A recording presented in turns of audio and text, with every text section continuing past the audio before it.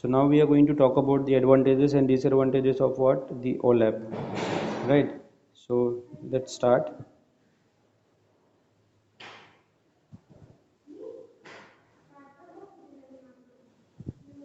So here you can see the advantages and disadvantages of the OLAP. First we'll see the advantages and then we'll talk about the disadvantages.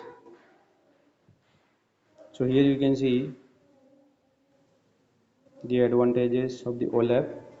So all now I hope so you people are already know what do you mean by OLAP. We have seen the types also, we have seen the different types of operations also. So this OLAP, the advantage is that whatever the different platforms like business, planning, budgeting, reporting, analysis, there we can use the OLAP, right?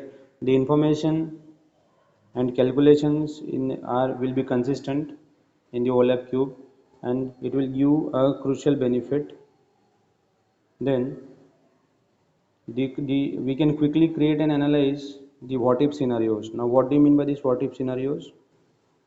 What do you mean by this what if scenarios? It is like data mining. So suppose the आज एवढा today was this much sale, yesterday was this much sale, so what will be the sale tomorrow, right? Like this kind of scenarios we can evaluate, we can predict.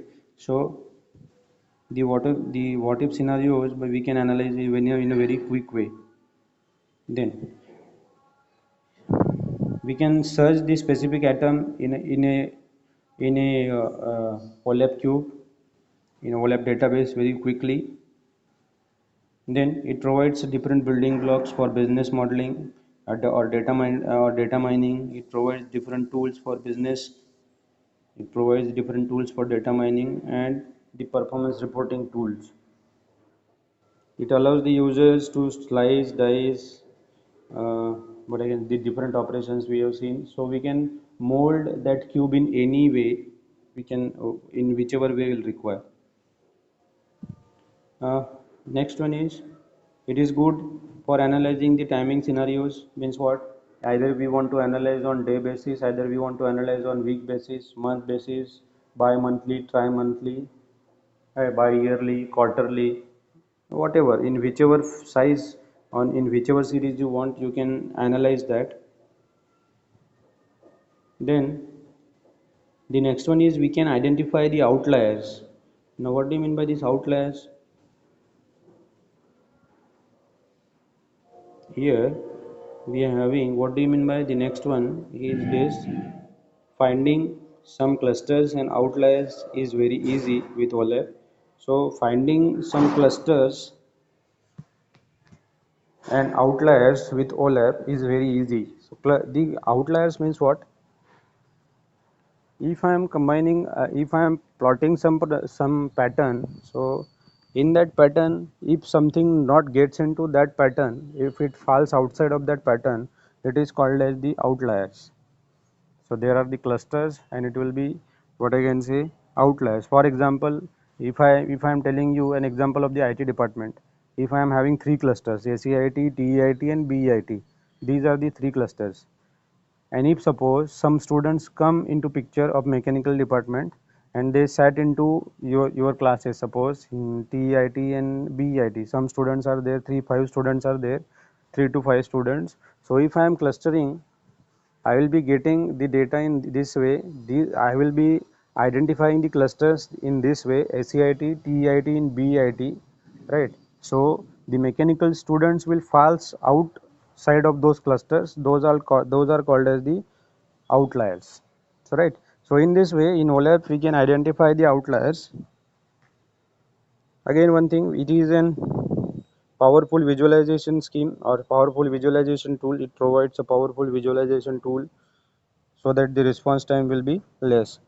Now whatever we are getting, apart from that there are certain disadvantages also. So those disadvantages also I'll speak about it. The OLAP requires organizing the data into a star or snowflake schema, and these schemas are very hard or complicated to implement, right? Whatever the OLAP queue we are implementing, that will get implemented by using the snowflake schema. I will tell you in coming days how to implement the snowflake schema and star schema. So there So these are quite complicated for the bigger organization to implement and to administer.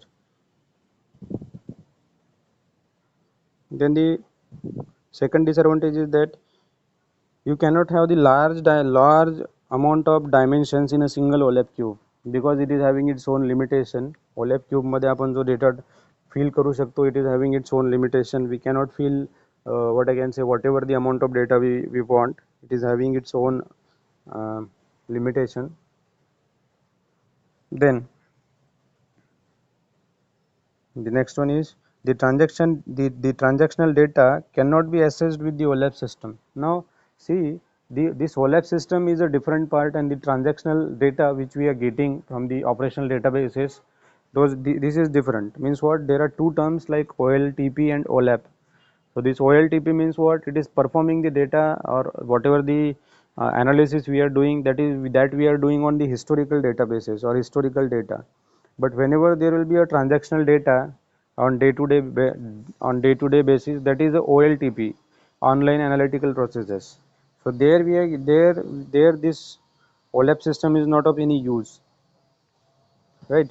And now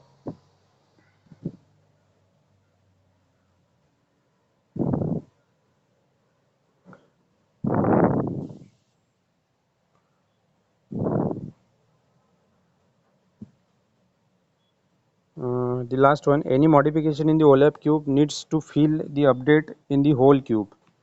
See, whenever we are performing any update in the OLAP cube, we need to update the whole cube then. मी जर एका dimension मध्ये change केला, then I need to update the whole cube. So this is the bigger disadvantage of the OLAP cube. What is the disadvantage? If I am doing any alteration, or if I am doing any uh, modification in any of the dimensions of the OLAP cube, so I need to update the whole OLAP cube, complete OLAP cube I need to update. So this is the bigger disadvantage of the OLAP. Okay, so what we have seen today, this is all from my side today, but I will quickly revise whatever we have seen today. We have started with the OLAP, the different types of OLAP. There we have seen basically there are three categories. The first one is relational OLAP, R OLAP. Relational OLAP means R OLAP. Second category is M OLAP, that is nothing but the multidimensional OLAP. Third one is nothing but the H OLAP, that is nothing but the hybrid OLAP, right? What happens in H OLAP, what happens in M OLAP, what happens in R OLAP, that we have seen. And then we are having some other special categories like W OLAP, means web OLAP, mobile OLAP, desktop OLAP, and there are certain what I can say, the other one S OLAP. So each one we have seen, and the three categories, that is H OLAP, M OLAP means hybrid OLAP, multidimensional OLAP, and relational OLAP, that we have seen in detailed. And lastly, we have seen the disadvantages and advantages of the OLAP. So whatever we are seeing from lot many days, what these OLAPs are there, the OLAP cube and the other OLAP operations. So there are certain advantages and disadvantages which we have discussed. Okay. So this is all from my side.